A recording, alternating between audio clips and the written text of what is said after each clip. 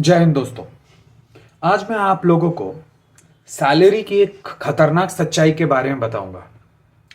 Salary वो एक चीज है जो गर्मियों के बारिश की तरह होती है। हम हमेशा उम्मीद करते हैं कि अगर अब थोड़ी आ जाए, अब थोड़ी आ जाए तो हमेशा हमें ठंडक मिल जाएगी। लेकिन जैसे गर्मी की बारिश हमें कभी भी ठंडक नहीं दे पाती क्योंकि कभी वो आती नहीं है। उसी तरीके से सैलरी हम हमेशा उम्मीद करते हैं कि हमारे अकाउंट में रहे थोड़ा और, बट वो कभी रहती नहीं है। सैलरी को एक्चुअली हम डिवाइड करते हैं तीन पार्ट में बेसिकली। वो तीन पार्ट क्या है? पहला, प्रोविडेंट फंड, जो गवर्नमेंट ने हमारा फ्यूचर सिक्योर करने के लिए रखा है।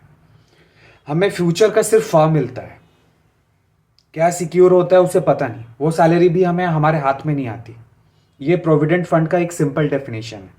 वो फंड जो हमें फंड से मिलता जुलता कुछ देकर चला जाता है, बट सिक्योरिटी नहीं मिलती, हमारे हाथ में नहीं आती, इन शॉर्ट। दूसरा पार्ट है इनकम टैक्स।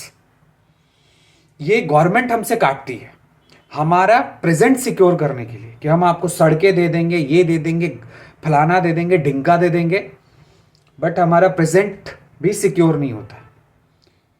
ये भी हमें कुछ फ से मिलता जुलता ही देकर जाती है। ओके। थर्ड होता है प्रोफेशनल टैक्स।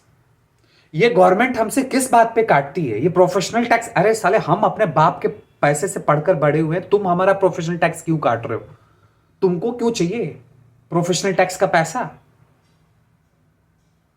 तो ये तीन टैक्स है जो हमेशा कटता है। अच्छा, इन सब चुतियापे के बाद अब एक आता है पास्ट। ये तो सारे प्रेजेंट और फ्यूचर के टैक्स हो गए। पास्ट का क्या होता है? ये सैलरी हमें पास्ट से कैसे रुलाती है? ये ऐसे रुलाती है कि हमने पास्ट में अपने इमोशन में आकर कोई गलती कर दी। अपनी गर्लफ्रेंड के लिए मोबाइल खरीद लिया, अपने लिए कोई मोबाइल खरीद लिया, कोई आईपैड ले लिया, कोई एप्पल का बहुत बड़ा प्रोडक्ट ले लिया, कोई ऐसा महंगा प्रोडक्ट ले लिया जिसका ईएमआई हम अभी भी अपनी गांड रगड़ कर पे कर रहे हैं। तो ये जो ईएमआई है जो हम पे कर रहे हैं, ये हमारे पास्ट की गलती से हमारे सैलरी से डिडक्ट हो जाता है शुरू के 5 दिनों में। तो ये कैटेगरी है जो हमारे सैलरी को हमारे पास आने नहीं देती। अच्छा, जब हमारे पास हमारी सैलरी आ जाती है तो हम उस दिन खुद को राजा समझने लगते हैं। शुरू के 10 दिन तो हम ऐसे जीते हैं, नेटफ्लिक्स का अकाउंट सब्सक्राइब्ड, हॉटस्टार का अकाउंट सब्सक्राइब्ड, फोन का bill paid, electricity bill paid, दोस्तों का उधार चुका दिया, घर में पैसा भेज दिया।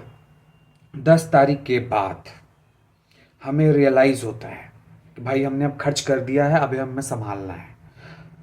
10 से 20 हम मेक श्योर करते हैं।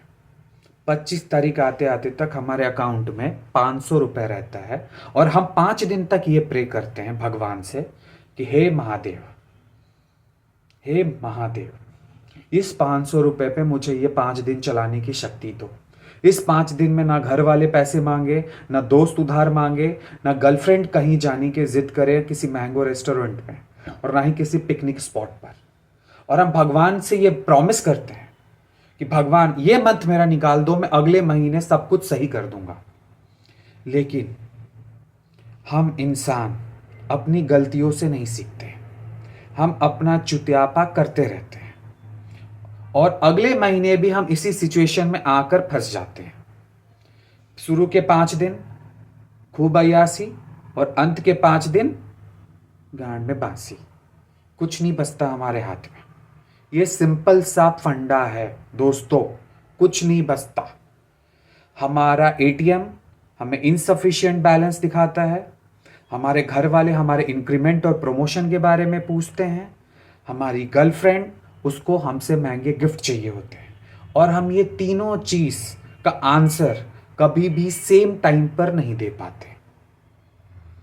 तो मैं आप सभी दोस्तों से रिक्वेस्ट करूंगा कि एक्चुअली ये जो सीटीए है जो हमें एग्जैक्टली दिखाई देता है, इसमें ये income tax, provident fund tax, gratuity, और हमारे चाइल्डहुड ड्रीम्स, होप्स, ये सब मिलके हमारा सीटीसी बनता है। पर जो इन हैंड आता है, इन चाइल्डहुड ड्रीम्स, होप, घर वालों के नखरे को फुलफिल करने के बाद जो सीटीसी बचता है उसको हम इन हैंड बोलते हैं। उसमें हमारा ईएमआई, हमारे चाइल्डहुड ड्रीम्स के एक्सपेंसेस, हमारे गर्लफ्रेंड के एक्सपेंसेस, हमारे घर वालों के एक्सपेंसेस, दोस्तों के उधार, ये सब करने के बाद हमारा सीटीसी हमें एग्जैक्टली हाथ में मिलता है, जिसको हम घंटा बोलते हैं।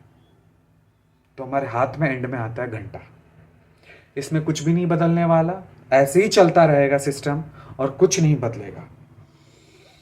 अगर आपको रियल में लाइफ में कुछ करना है, सीरियसली आपको लगता है कि अगर आपको पैसे कमाने हैं तो उसका एक ही तरीका है दोस्तों, बिजनेस। सैलरी पर्सन कभी भी हंसी हंसी लाइफ नहीं गुजार सकता। जय हिंद।